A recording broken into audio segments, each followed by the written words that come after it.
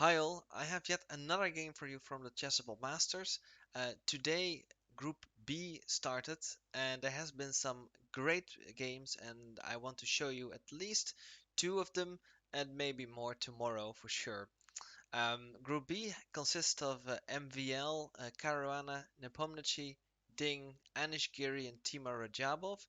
And right now we are showing a game from round 2, which features Caruana versus Nepomniachtchi. So Caruana has the white pieces and Nepo has the black pieces. In the first round, Nepo was actually the only player with a win. He played a solid tactical game against Radjabov and it leads to group. Um, Fabi, he drew his game against Ding. The time control is 50 minutes with 10 seconds per move increment. And with that being said, let's start the game. So Fabi opens with c4, the English opening. We have knight f6, knight f3, e5, so the King's English variation. g3 and d5, striking in the center. We have takes and bishop to g2. Nepo retreats the knight, and now d3. We have bishop to e7 and bishop to e3.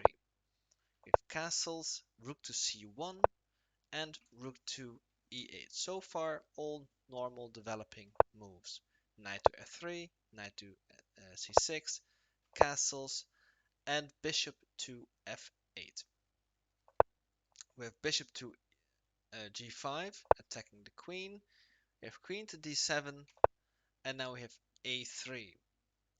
Nepo plays h6 and the bishop returns to d2. And this is actually quite interesting because in 2017 Nepo had this exact same position, but then with the white pieces. And he played against Palach and actually was able to win this game with white. So he has this knowledge now with the black pieces. So let's see if he knows how to defend against such a position. So Nepo plays queen to d8. He retreats his knight, the same as in his previous game. Knight to e4. We have a5 and knight to c5. Actually, in the Nepo Palach game, bishop to e3 was played, and that game ended, like I said, in a win for Nepo. But here Fabi plays knight to c5. We have a4, cementing this pawn into the position and creating maybe an outpost here for a knight. Maybe later he can go like this.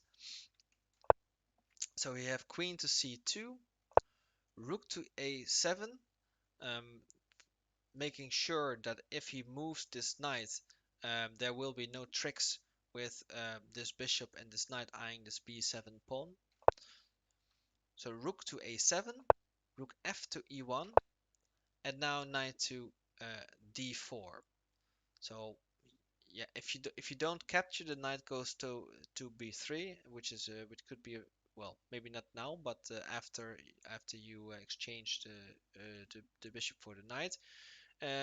So for example, if white plays maybe h3, you could, well, if I'm sorry, if white plays maybe like queen to c3, you can have like maybe takes and then the queen maybe something like this is then possible. Yeah, so it is it is quite a tricky situation. So Fabi decides to capture. We have takes and now e4. We have en passant, bishop takes e3 and now c6. Also, this is also necessary because you have this battery lining up the c7 pawn. So the second this knight moves, this is under attack. And also we have uh, this pair eyeing the b7 pawn. So there's a lot of pressure on these two pawns, and with c6, Nepo relieves the pressure on both of them. So c6, and now knight to e4 with a pin on the rook. So bishop to e6, we have bishop to c5. Now the rook retreats, and Fabi exchanges the dark square bishops on f8. and then plays knight to c5. So you have the bishop to c8, defending this pawn, rook to the e4, and now rook to e8, challenging this open file. Rook c to e1, takes, and now rook to a5. A nice rook lift. I think it's like the third move with this rook. Um, but the bishop is pinned on c8 for the defense of this pawn, and this is the only way to get your rook out. So understandable. Yeah, so we have h3, king to f8, and d4, defending the knight, and it's a nice central position for the pawn. So, seeing as he can no longer get to this diagonal, Nepo retreats his rook, and now rook to e1. We have g6 now, and queen to d2. King to g7, and now queen to f4. Slowly but surely, Fabi is moving his pieces to the king side of the board, while Nepo still has too many pieces doing nothing on the queen side. So Nepo wants to change it and plays knight to d7. We have knight to e4 now, maybe with ideas like knight to d6 and challenging this f7 pawn.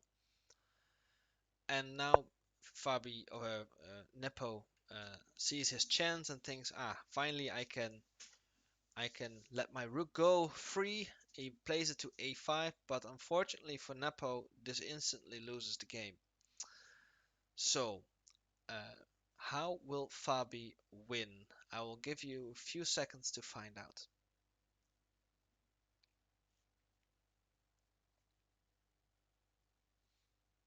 So actually, it was like we just discussed. The knight goes to d6, and now you can see the problems are piling up for black. And the way Fabi plays this following sequence is just masterful.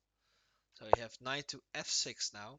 You have to defend this pawn, yeah. And you can do it in a few ways, but the problem with the knight here is this square becomes available for the rook. So if you defend it in another way, let's say knight to f8, you instantly get the rook here, and then it's just it's game over. So you cannot defend it like this. And if you try something else, maybe you try f6, then still you get the rook here. And if you don't want to lose your queen, and let's say you play queen to b6, you're getting mated like this. King to f8, rook to f7 here, and now the mate is unstoppable. And whatever you do, let's say c5, you just get mated here. So it is quite difficult to defend, and Nepo opted for knight to f6, but Fabi plays rook to e8 anyway. We have queen to d7. Now rook takes c8. Fabi is now a piece up. And we have g5, trying to get this queen away from the defense of this knight. But Nepo has also this rook, which is hanging, so Fabi plays queen to d2. Now you cannot take the knight because your rook is under attack. So the rook retreats to a6. And now we have queen to b4, defending the knight once again. Nepo plays c5, which obviously tries to capture the knight in this way. We have d takes c5, and now rook takes d6. A nice way to win back the lost piece. We have captures on d6 and now captures on c8. We have captures on b7 and captures on h3 and captures on h4. So it's a true capture fest here. But when all is said and done, Nepo has 3 pawns and Fabi has 5 pawns. Yeah, so this is completely winning for white. We continue with h5. We have queen to d4, pinning the knight. We have queen to d7, which prevents the d pawn from pushing. We have bishop to f3, now threatening just to capture here because the knight is pinned. So h4, We have takes and takes, and we have another. We gobble up yet another pawn. We have knight to f5. I quickly want to show what happens if you take this pawn. You'll get check here, and you have to trade, and then it's just game over. You can these pawns will walk, and you just have a knight to defend. So that will never work. So Nepo doesn't want to trade the queen, so instead he plays queen to f5. But now just king to g2, defending the bishop. We have king to f8, and now the pawns start marching. We have a4, queen to g6 with check, queen to g3, and now queen back to f5. We have b4 now, and knight to d5, attacking the b4 pawn. We have queen to g4, and now the queen goes back to a5, e5. Queen to c8 with check, king to g7, king to g4 with check, king to f8, and now d7, threatening to promote the pawn. So king to e7, defending, and now queen to e4, just forcing the queen trade and making the position a lot more easy. So we have takes and takes and takes, and now we have a situation where white is still 2 pawns up and in a completely winning position. So we have knight to c6, king to f3, knight to d6 now, king to f4, f6, bishop to e4. So what happens if you capture here now? It doesn't really matter. If you capture, you get captures and captures, and whatever you do, white will just promote this pawn. Yes, because there's nothing you can do here. So this is just it's it's just game over. So you cannot capture this pawn. So instead, Nepo plays knight to d8. Now preventing promotion. Maybe he can start collecting this pawn with his king. We have king to f5, and now king to d7. Thinking, well, now you cannot take my knight anymore, so now I'm free to capture the pawn. We have king to f6 and king to d6. We have a5, knight e6, a6, and it was actually in this position that Nepo resigned the game. There's just nothing you can do here anymore. There's no way you can prevent one pawn from promoting. You have to either give up the knight with the a pawn or the f pawn, and whatever you do, the other pawn will promote. So let me quickly just show you how it might have finished with knight to c5, a7, takes with check, and queen with, or if you want, there could be something else. You could also just, if you don't want to take the bishop, um, you might want to, well, maybe, well, there's actually nothing you can do here. There's nothing you can do. You cannot stop this pawn anymore since the bishop is eyeing the a8 square. So yeah, this is where Nepo resigned. A great victory from Fabi, and just a really great sequence of moves. I think it was really well executed after this rook to a5. Um, so this rook had a tough game. Yeah, in a real tough game. Moving back and forth, trying to escape, but he never got out. And in the end, he just got captured. So I hope you enjoyed the game. I had a great fun to show you this game.